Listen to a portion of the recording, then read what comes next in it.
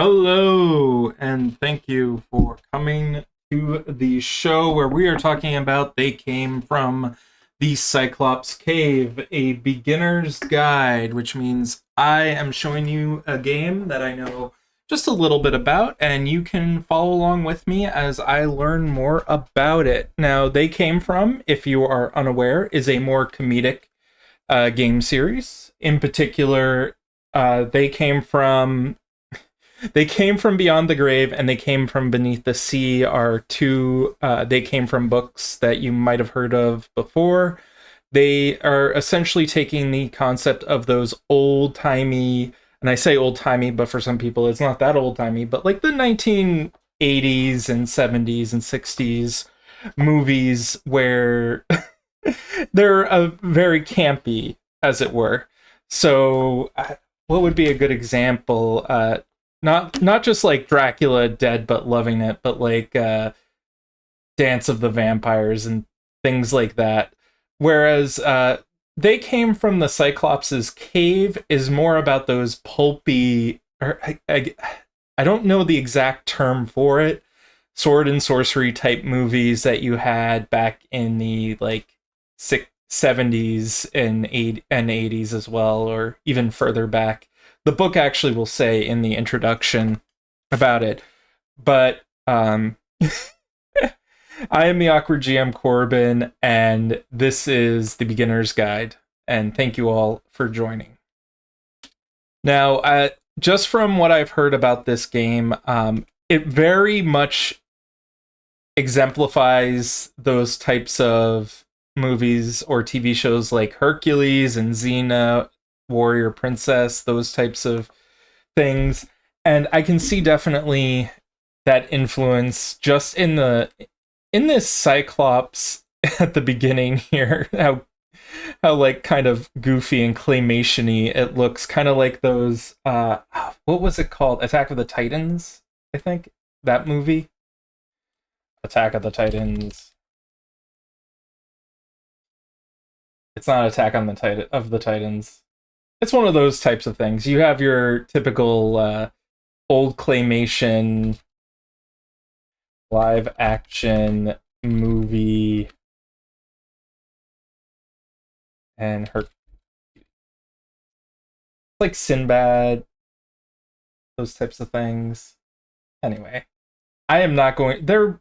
It's probably in the beginning section of it. Any case, let's delve right into this.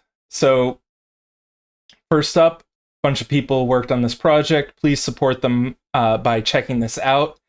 If you're not sold immediately on this, I believe they'll probably be.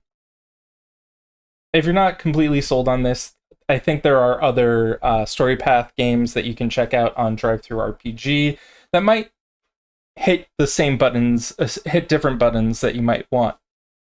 For instance, if you're not about the tongue-in-cheek comedy of being being in one of those old-timey movies of claymation skeletons fighting you, you could check out They Came from Beyond the Sea. They Came from Beneath the Sea, and They Came from Beyond the Grave. A bunch of people worked on this. Matthew Dawkins. I usually hear Matthew Dawkins is the I think the is one of the is kind of like the line owner or something. I actually clarify, I am not I do not work for Onyx Path. I am not aware of their corporate structure or anything like that. I basically I sent a thing in and they said, "Hey, we like your content. Would you like to talk about our products on our stream?" And that's what I do now. Sometimes. The beginner's guide I really like to do just because it really helps people get into games that they probably would not be able to get into without someone giving them a step up into it. For instance, if you wanted someone to get you into a game like Dungeons and Dragons, there are a million people who can teach you Dungeons and Dragons. There are not a million people who can teach you They Came From. So I'm doing my part here. Is this a comedy game? Is page 20. Okay. Quick overview of the book, what it gives you. It is going to give you a bunch of stuff about how the game works, what's its inspiration, everything like that. You have the archetypes, which are equivalent to character classes in other games, but is more so your, like, what your character is inspired by. In They Came from Beyond the Beyond the Grave, you have characters that, excuse me, and They Came from Beyond the Cyclops' cave. You have these archetypical characters from movies, from TV, from media in general that you can exemplify. You can see one right there is the champion, which I imagine is the muscly fighter. Your Hercules, your Sonya type characters. I haven't even was Electra, things like that. I think that's right. It's been a while since I've done mythology classes, so I am not up on my lore, my mythology lore. Now, a bunch of other stuff in here. After character creation, you have the inspiration stuff. Oh, the riddle of 5 questions. I'm definitely going to look that up as we get forward into this. I like to go over the overview of the table of contents because if you know anything about Onyx Path games, like this is, or if you don't know anything about Onyx Path games, this will get you at least started. Story Path is very similar to. Oh, the stream was in. Thank you, Travis, for updating the stream to Tabletop RPGs.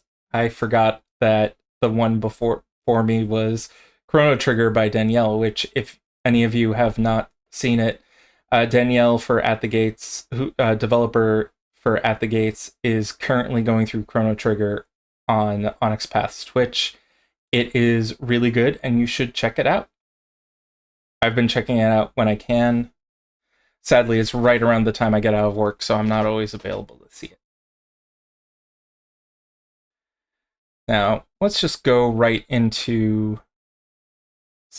All this artwork is very reminiscent of those old movies that I loved. They Came from the Cyclops' Cave is a role-playing game, and we'll get into what, when, and how do you do that shortly. In the meantime, it's best to decide which of you will be playing the director of this mythical journey, as the rest can perform as players in your production, taking on roles as warriors, explorers, tricksters, and all manner of paragons. It's the director's role to introduce mystery, drama, and magical wonder while your heroes push the adventure and plot forward, and culminating in a communal story in the distant realms with monstrous menaces and legendary challenges. Very much of Jason and the Argonauts and Conan the Barbarian, as well as the TV shows such as Xena Warrior Princess. Those are the types of games, those are the types of influences I expected from this.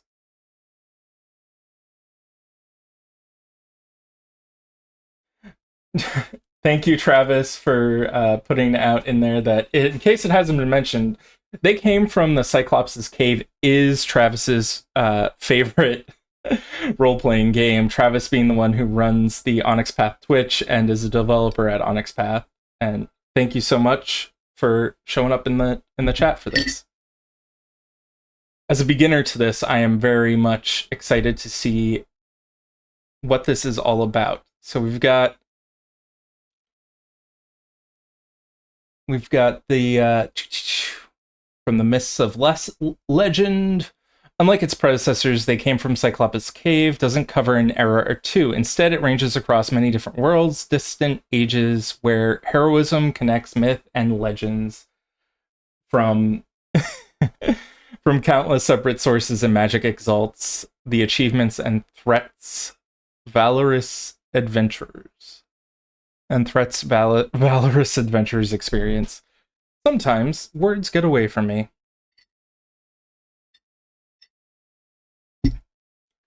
I'm just trying to see.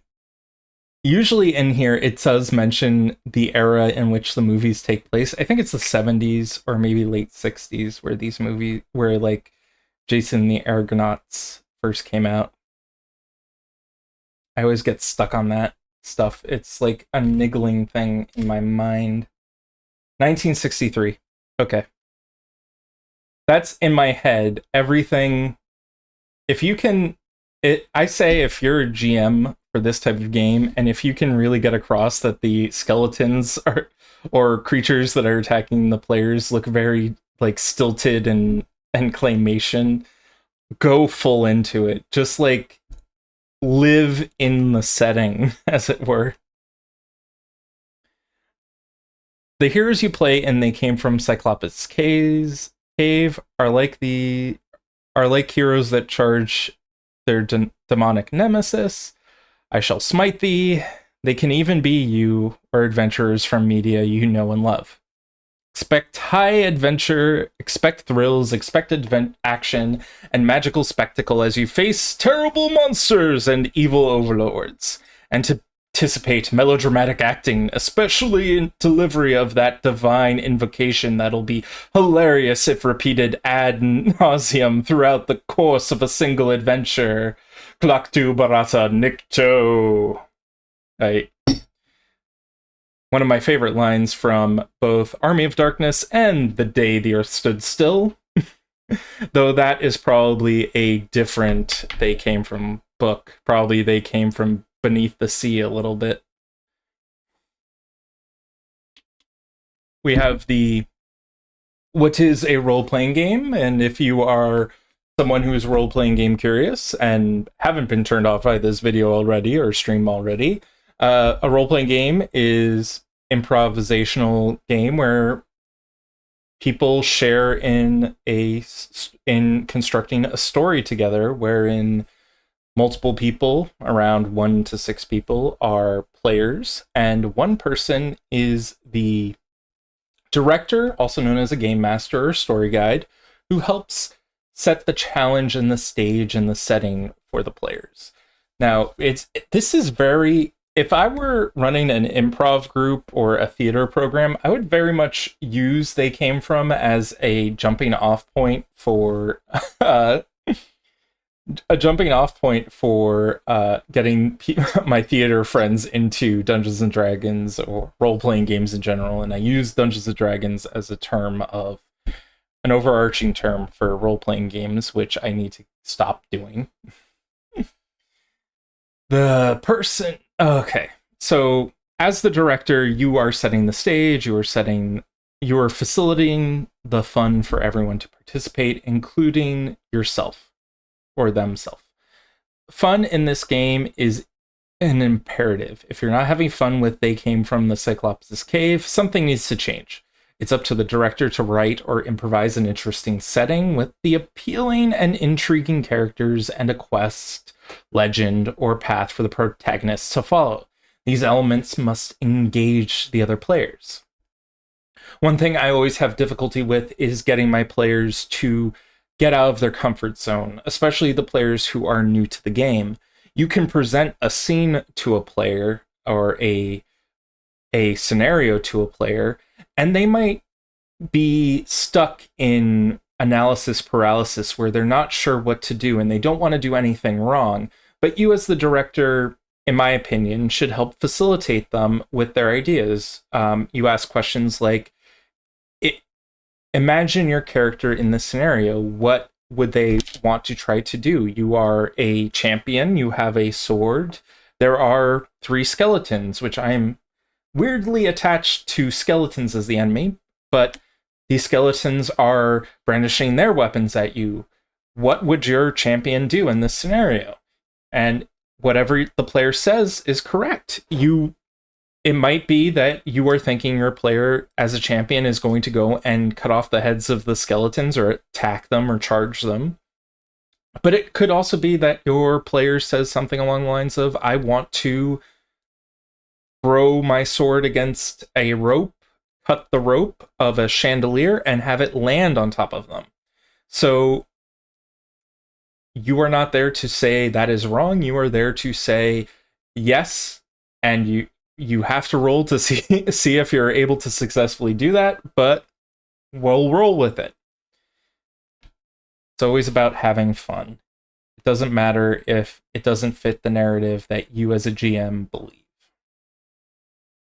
How does the game work? A director sets the scene akin to one of the earlier examples, and then something happens to dislodge normality. Each player speaks for their character, letting us know their concerns, their hopes, their theories, and plans for action. When the director introduces a new beat to the plot, this may be something as brazen as a giant throwing boulders at their ship while they are sailing near by the infernal caldera, erupting hordes of demons into a kingdom, or as subtle as 6 onyx statuettes turning into lethal spiders when everyone's asleep. How the players react is up to the players, but the adventure now begins. There's no bad way to be a player, in my opinion, sometimes. If you're reacting to what the GM throws at you, you're probably doing a good job. Always have good communication, though, between player and director, in my opinion, just so that you're not having issues where the director thinks they're doing something fun, but the player isn't having it or anything. That got away from me. It's been a long day. Apologies. So we have the example of play. I'm not going to go through that. Is this a comedy game? That's what separates adventurers from walking snacks for Cyclopses. Clever questions.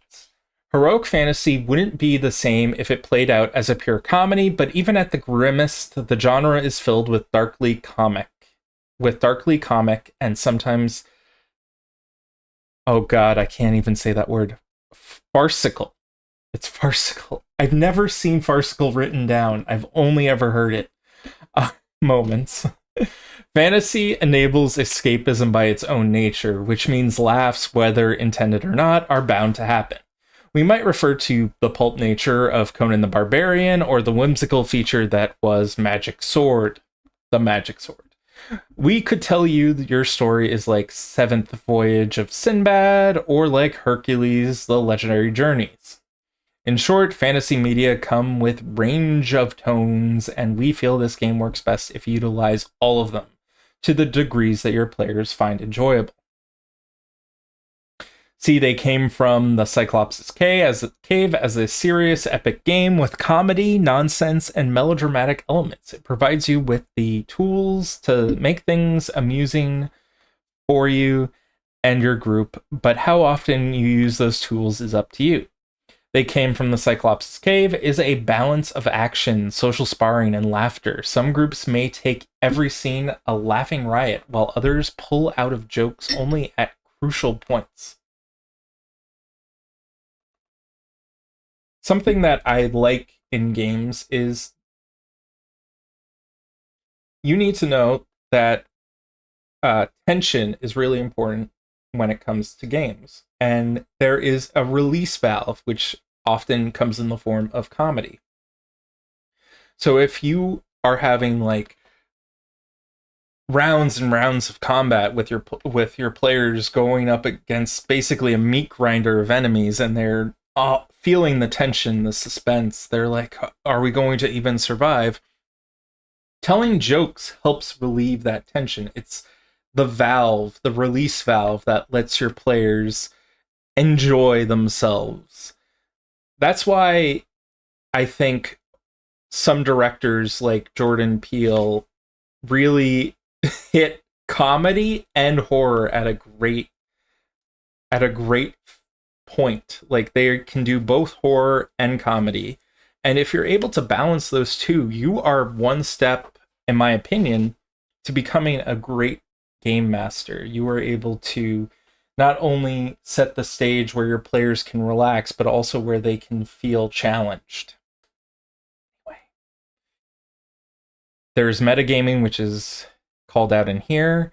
Metagaming is encouraged via certain paths. The cinematics listed in Cinematic Powers chapter allow players to step back from heroic roles and affect the scenes from a directorial perspective, making your adventurer suddenly convince the phallus monster to reconsider the error of its ways, guaranteeing a trick shot that hits the target, or having your character inexplicably return from the dead because you used a cinematic, all count as metagaming. A little like a cheat code in a video game, this kind of behavior is encouraged and they came from the Cyclops' cave, as these powers are designed to further increase the fun of the game, as well as to make it more cinematic, as the name implies. And you are reading a rare game that makes metagaming rewarded. Just be aware that metagaming actions you take as a player are not known by your character, except in the forms of play. Your hero doesn't believe they're a character in a fantasy series, or an actor playing a fictional persona. Your adventurer will never be aware of the subtle or heavy hand you place on their shoulder when you give them a cinematic push. I do know some people who have been directors for this game who will take a second to step away and say like something along the lines of your stunt double is off in the corner making remarks or something like that, but that is not necessarily the only way to play. That is my personal opinion on that. I am running out of water soon. I'm only halfway through. Here we have a bunch of the inspiration. We have the Ulysses, the Thief of Baghdad, Seventh Voyage of Sinbad, Hercules, the Magic Sword, Jason and the Argonauts, Monty Python and the Holy Grail, Hawk the Slayer, Clash of the Titans. It wasn't Attack of the Titans, it was Clash of the Titans. Dragon Slayer, Conan the Barbarian, Beastmaster, Dark Crystal, Dujadan, Kroll. Black Cauldron Labyrinth is in here. While this movie doesn't fit the default premise, they came from the Cyclops' cave as much as the others on this list. Labyrinth remains both a gorgeous spectacle and a thrilling adventure. Many aspects of Labyrinth can inspire your game, from its perils to its inhabitants. Needless to say, David Bowie as Jareth the Goblin King represents the kind of role that turns any movie into a cult classic.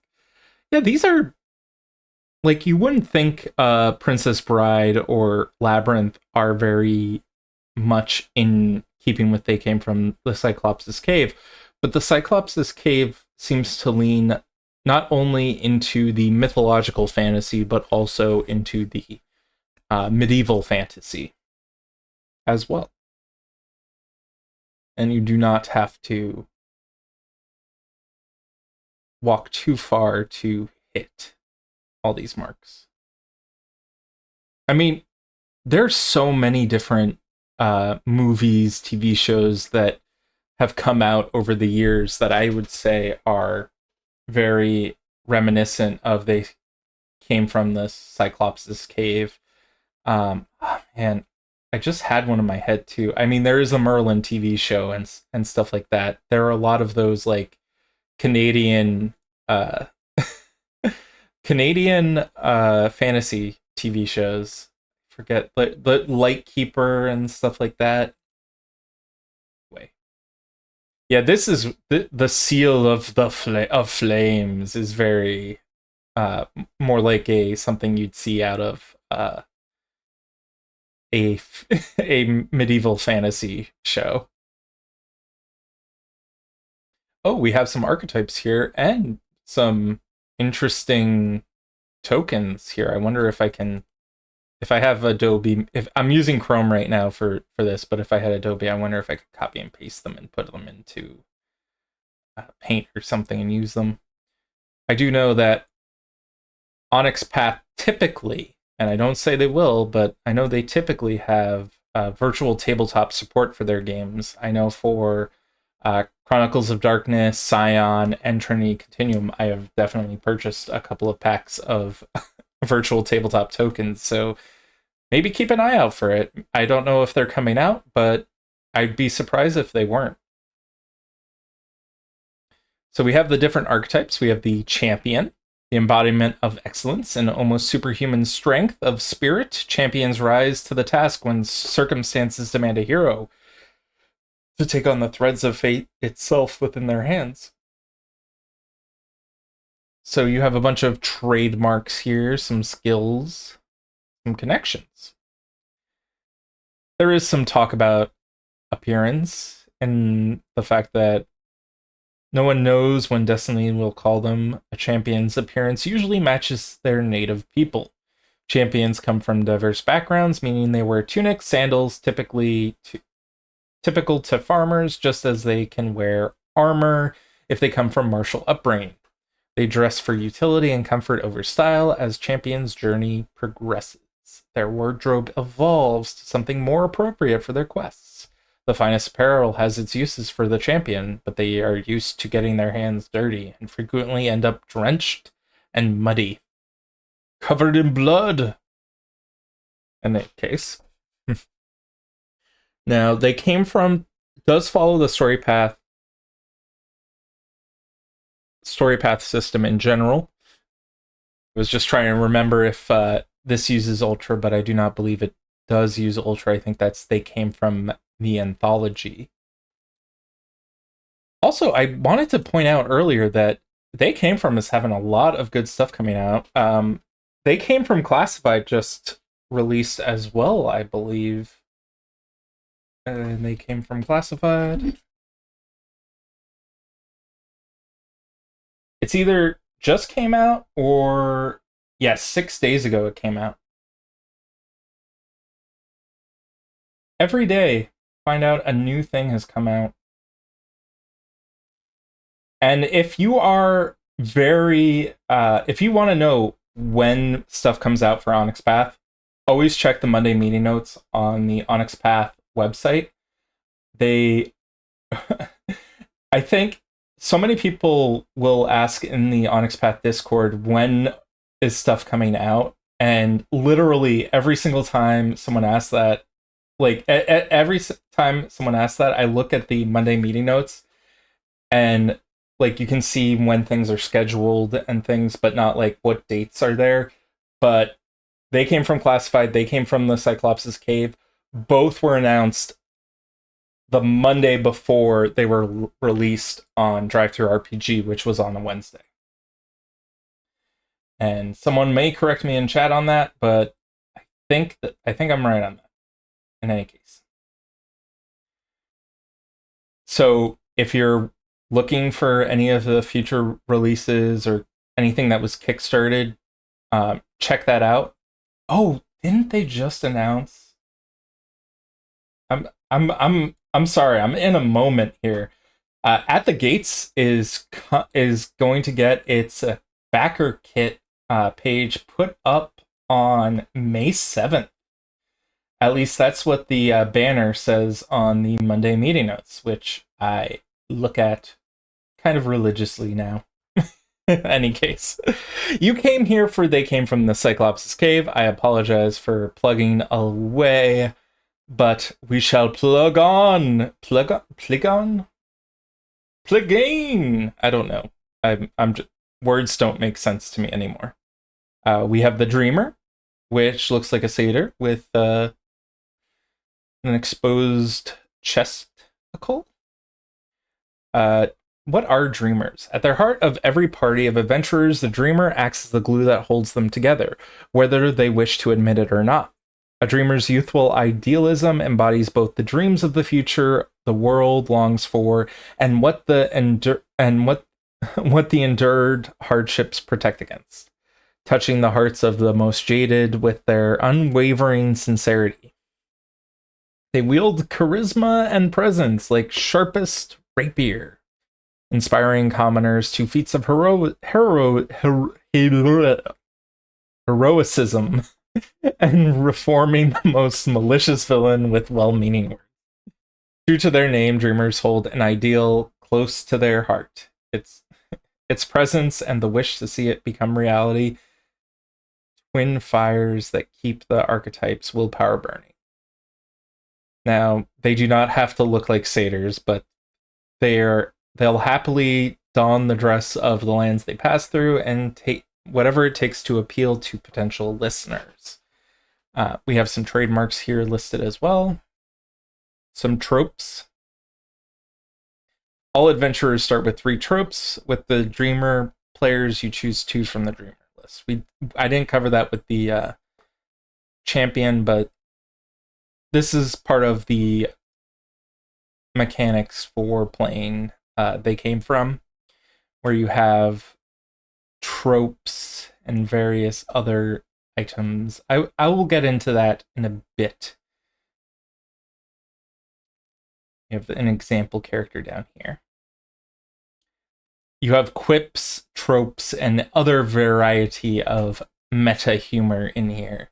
You have the Inhuman. The thrill of the open road is seeing foreign lands and meeting interesting people. A quest is never quite the same without the presence of an Inhuman. The legends seeking out ancient weapons or fighting vile demon lords always include an Inhuman for a good reason. If you're going to fight monstrous beasts, it helps to bring someone along that can pack enough of the wallop to knock out something as big as a dragon. The variety of Inhuman people reflect the diversity of cultures of the lands which they hail. An Inhuman's appearance ranges from the near-human, yet alien, looks to larger, bestial, and sometimes monstrous forms. Inhumans span from the ape-like gorilla to the half-human, half-serpent Nagi, to the frail and pale-haired sylph. More commonly observed Inhumans are giants, elves, ogres, and of course dwarves. They wear clothing Inhumans wearing clothing favor comfortable and practical styles for their occupation.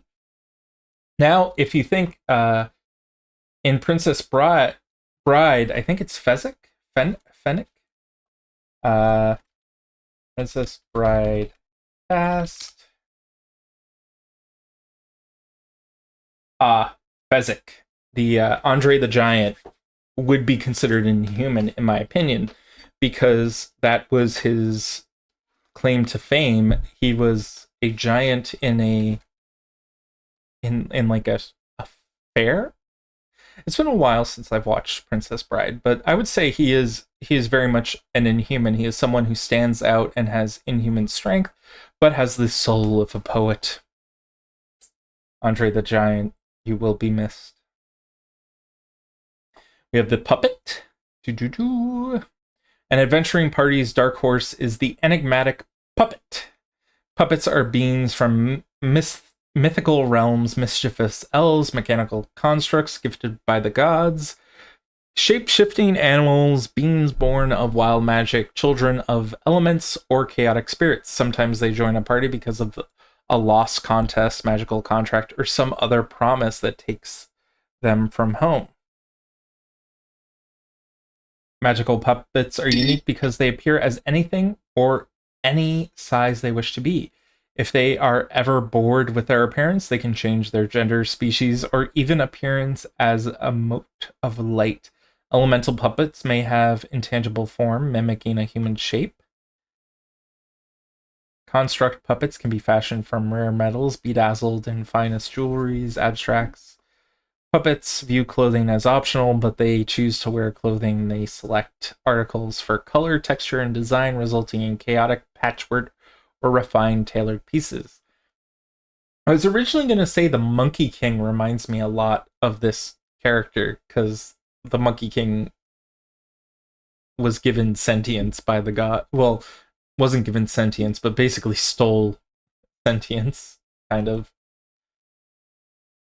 In any case, they're mischievous people. It's been a while since I don't think I've seen a puppet. I can't think of an example. Maybe there's an example in here. Oh, there is a fairy butterfly. She spent seasons flittering between the fae and mortal realms, sipping on flowers, taunting spiders, and confounding birds. It's going to be a deep cut, but I'm very much reminded of the Mystic Knights of Tiranoak, where they had fairies that would help them. We've got the Sage, who looks like a wizard type character. I would say kind of like your Merlin, as it were. Be the agents of gods, ethereal spirits made of flesh, long live tomb raiders, or street performers with a gimmick. A sage's true origins are shrouded in mystery. Many sages prefer it that way.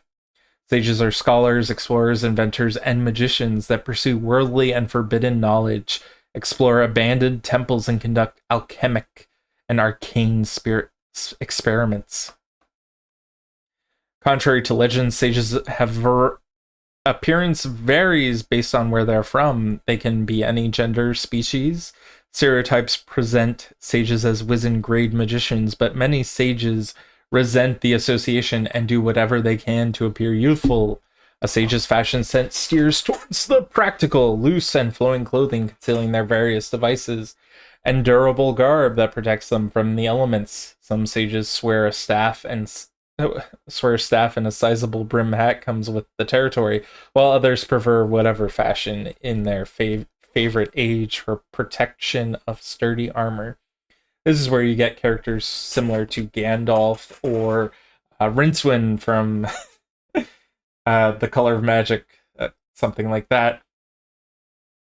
I'm very much reminded of the witch from the Into the Woods, where she looks curmudgeonly and old because she has a curse of ugliness or something upon her, of old age, and I'm not going to spoil the rest of it. In any case, we've got the sage, we have the scoundrel. Be wary of your valuables and your hearts. Just because the roguish scoundrel has joined the merry band of adventurers doesn't mean that you can trust them. Suave, agile, and fearless, a scoundrel isn't afraid of breaking a few dozen laws to get what they want. Scoundrels' tongue can be as sharp as their blades. Their fanciful blade work and charming bravado distract enemies and allies alike. They'll just as easily sneak into a well-guarded fortress and empty its treasure vaults before dawn as challenge the inhuman to a drinking contest. I'm very much reminded of many a scoundrel. If you are looking for someone not from... I whenever I think of scoundrels, I always try and point to characters like... there's Jack from Jack of All Trades, which is another kind of quasi Hercules. It was Bruce Campbell around the same time as Hercules and Xena, Warrior Princess, where he did a show about like a character named Jack who, after the Revolutionary War, was defending Caribbean islands from the French, I think. And what would end up happening is hijinks ensued and all that stuff, but he was suave, daring, all the women loved him, that type of character. But also there was the... there are other characters that are like the scoundrel. Think of any rogue type character and you'll see a scoundrel. Han Solo is a scoundrel in Star Wars, and you could probably take They Came from the Cyclops' Cave to do a science fantasy type setting. I could see Dune being done in They Came from the Cyclops' Cave, but it would be too comedic for Dune. In any case, we have that all set up. The one thing I say about They Came From, there is, I think, there to me, at the very least, like, I don't delve too much into the setting with They Came From, but it definitely feels as though They Came From is built for the director, story guide, who wants to create their own universe, their own world building. And don't feel like that is a major challenge if you are new to story guiding or game mastering or directing. It is pretty easy to just set up the framework of a single location and then build off of that. Your players are in front of a cave and they go down and they kill whoever's in the cave, and then they come out and now they want to go to a village. Well, suddenly you say, okay, there's a village, and the leader of the town is Mayor Shipton, and Mayor Shipton has lovely son and daughter who are both looking to be betrothed to the person who slayed the beast in the cave. And now the players are stuck with this potentially terrible fate of being saddled with these characters as their spouses who they've never met before, don't know, and may not even want to be married to the players at all, but are bound by this weird sense of honor and uh, cultural lore history. That came up from the top of my head, and sometimes I do ramble, and I do ramble. This is character creation. Just a brief overview of character creation. First, you come up with your concept. You have your paths, which determine your skills. You have 3 paths: your origin, your quest path, and your archetype path. And then you get to assign your skill dots based on which one you chose. Which of those 3 have been chosen? You have your attributes, you have your trademarks. Related, you have 2 archetype related trademarks, 1 origin related trademark, and 1 quest related trademark, linked to the appropriate attributes or path related skills. Relationships and connection, assign intensity ratings to each member of the party to describe your relationship. Assign 3 connections, 1 for each path. Connections can be contacts, factions, and access to a location group or helpful object, with the character gaining 1 of each at character creation. You can build more connections during roleplay. And then you have tropes and quips. You choose 2 tropes from your archetype list and 1 trope from any of the 5 remaining archetype lists. Choose 2 quips, then randomly draw a third. I always forget what trademarks are. Trademarks represent the cliche specialized action you're all expecting a character to make over the course of a story. Trademarks are tied to skill or attribute. When your character uses a skill or attribute in a way that represents or reflects a trademark tied to it, you gain 2 additional die to that action roll. If the roll is successful, you gain directorial control over the scene. When the director grants you directorial control, you can use it at any point until the end of the scene. And then we've got the quips. You have the trademarks, the quips, the tropes, the tweaks. And the riddle of the 5 questions. This 6th section introduced in this chapter poses questions for you to consider about your character. Here are 5 more to help you explore who they are, where they come from, and what the world means to them. You have your foundation, your family, your world, your morality, and then cinema. So I'm going to cover just 2. I don't want to cover all of them because, hey, I can't just give you the book for free. For your foundation, it's something like, what is your character's name? Did you adopt any of your parents' names or other traditional family titles? Where were you born? Do you even remember? What's your cultural heritage? How old are you, and what gender identity do you have, if any? These are things that are foundational to your character, basically things that if someone was going to ask you who you are, you would probably answer. Now, we also have cinema, which cinema is something that I am not familiar with as far as character creation goes, so I think I'll throw it in here.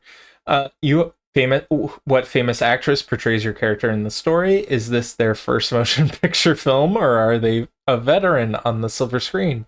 Would people buy tickets just for your character? Are they a star? Would you prefer them in more supporting role? Do they want to win any awards for their performance, or are they cast in a future cult classic?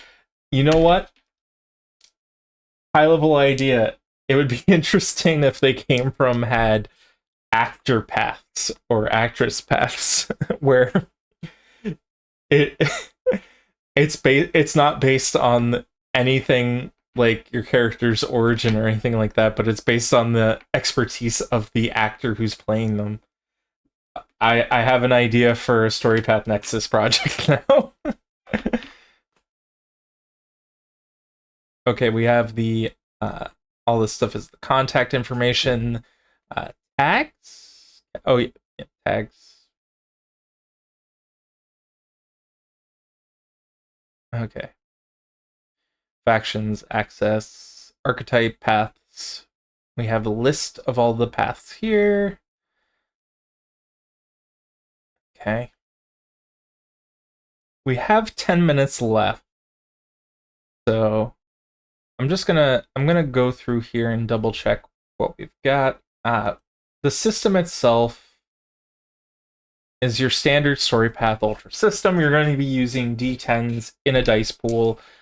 So if you have a might of 1 and a, let's look at the character sheet.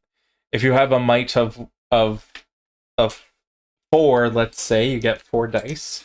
And then if you are using your, let's say, close combat ability, plus 2, that has 2 in it, you have 2 more dice. So you have 4, 2, 6 dice. You roll that, and then you count up how many die are above an 8. And I only rolled 1 success, so that is 1 success I have to beat the target number of what I need to progress. So if it's a simple thing, it might only have a target number of 1, but if it's something notable, I might have a target number of 2. I'm reading that right here just as I came up with that crazy thing. It's the difficulty, it's not a target number. The target number is the 8 on the die.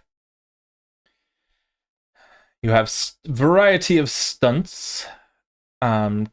So no, that's not an Athenian wine going to your head. We discussed stunts over the campfire in the previous chapters, starting on page 85. That's where they're covered in full, but here we'll present them again in brief. Stunts are special bonuses achievable by using your leftover successes on an action, allowing you to make your situation a little better or opponent's situation a little worse. So you can create a complication for another character. You can add an enhancement to a roll, which is automatic successes for a future roll.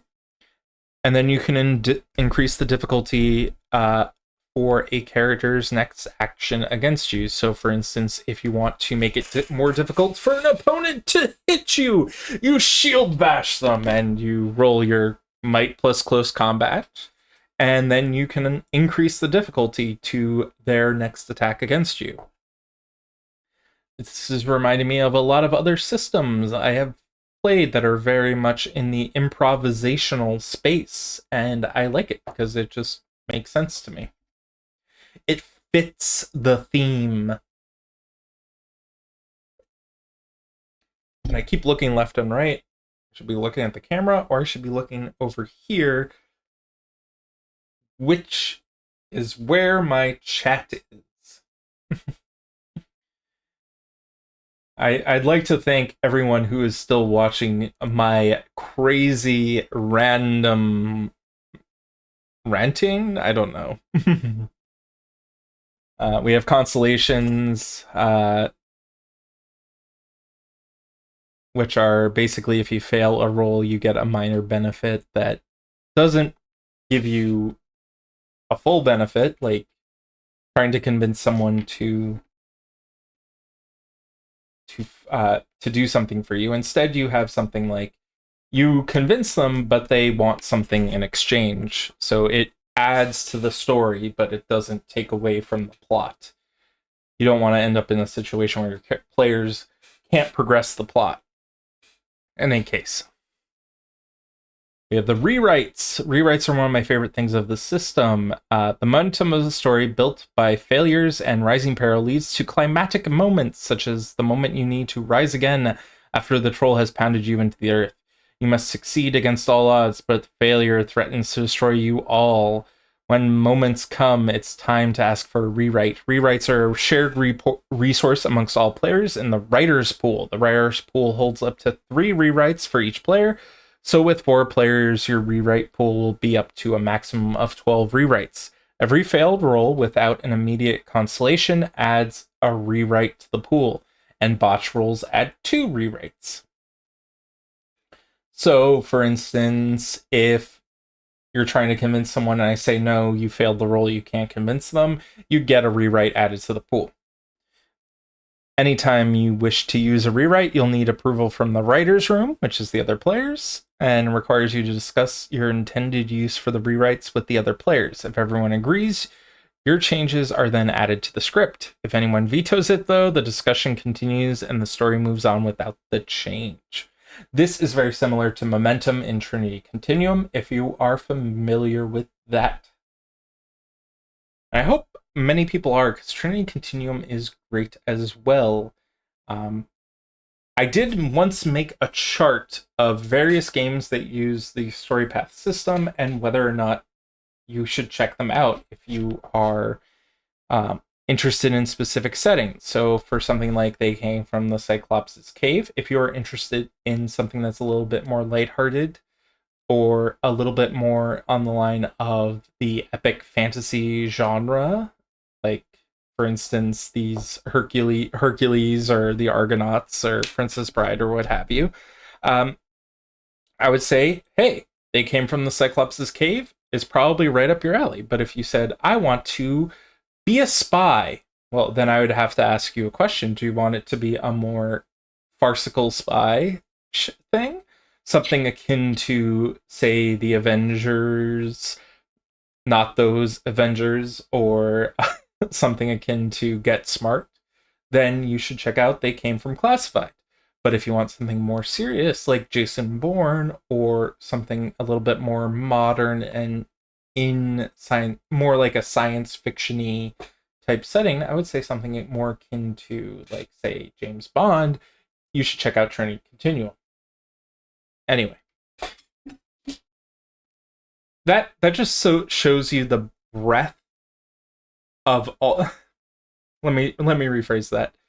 The fact that there are 2 spy games for Onyx Path Publishing that take the spy genre and do 2 significantly different things with it. You have They Came from Classified, which is more comedic, and you have Trinity Continuum, which is more serious and sci-fi based.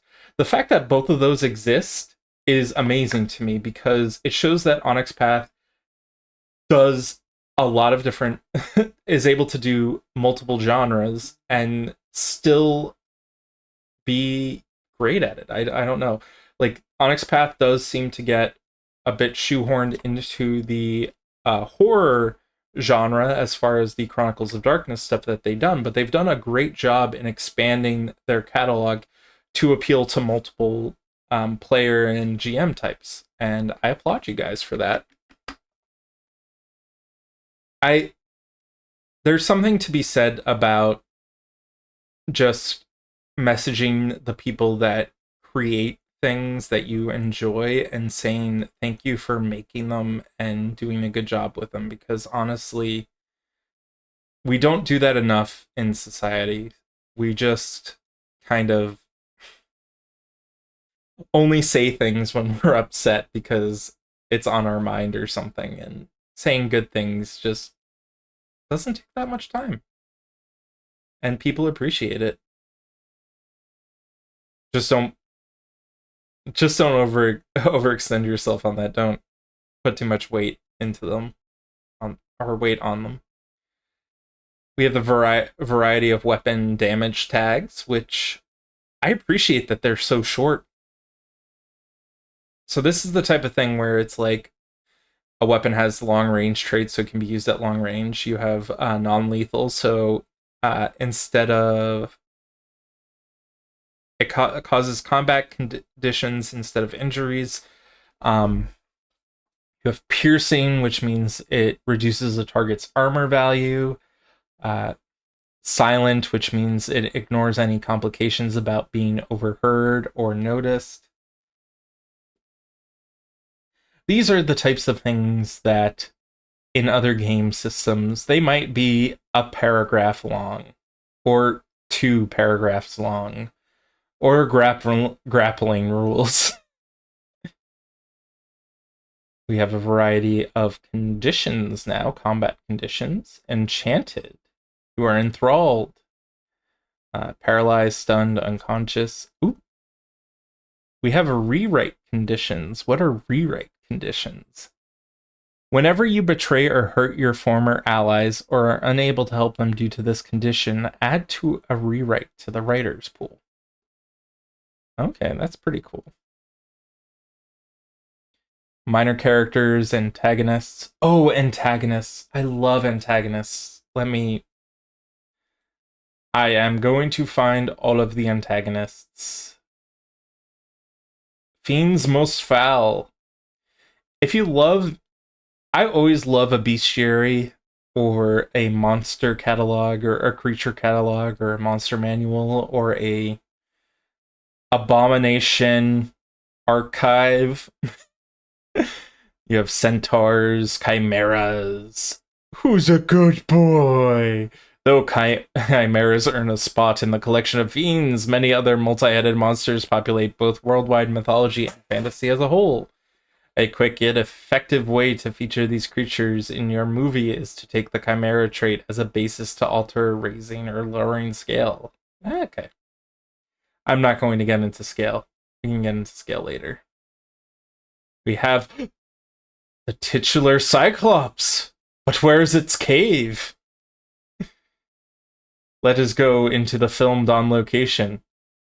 Is there a cave? There's an arena. There's a Dark Lord's domain. I do not see a cave. Where is the cave? Monster-infested caves. Good. Good, good, good. And here I was expecting you guys not to have caves. You couldn't get it past me. We have some interesting... Holy crap, what the hell is that? Some of the craziest things you will find in this game. Oh. Stop motion skeletons.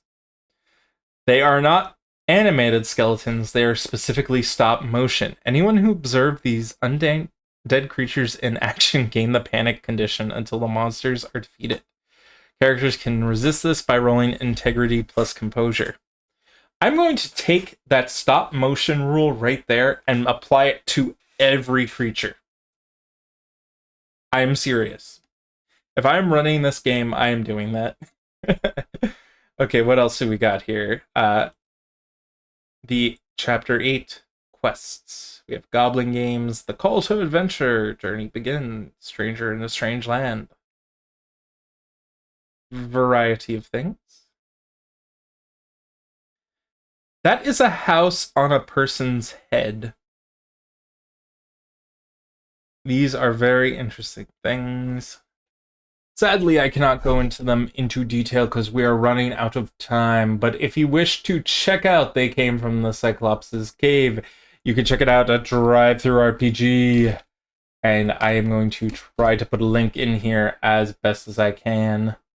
And Cyclops' Cave. Okay. I would put it as an affiliate link, but hey. I don't need the 10 cents from people grabbing this. And thank you for the 5 people who are still watching this stream. Again, if you're interested in They Came from the Cyclops' Cave, I just posted the link.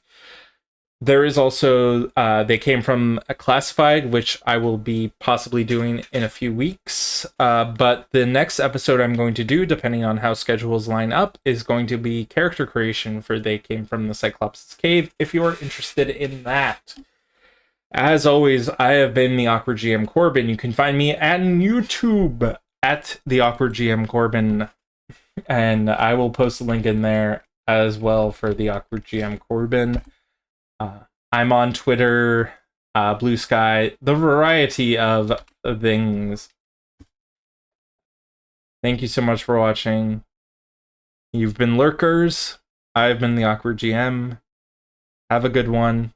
And please remember, they came from the Cyclops' cave, and I am nobody. And as I am nobody, thank you so much. You've done nobody a service today. A great service has been done for nobody today. Anyway, mythological humor. Have a good night, or have a good morning, what have you, whenever this has gone live. Thank you so much for watching, and have a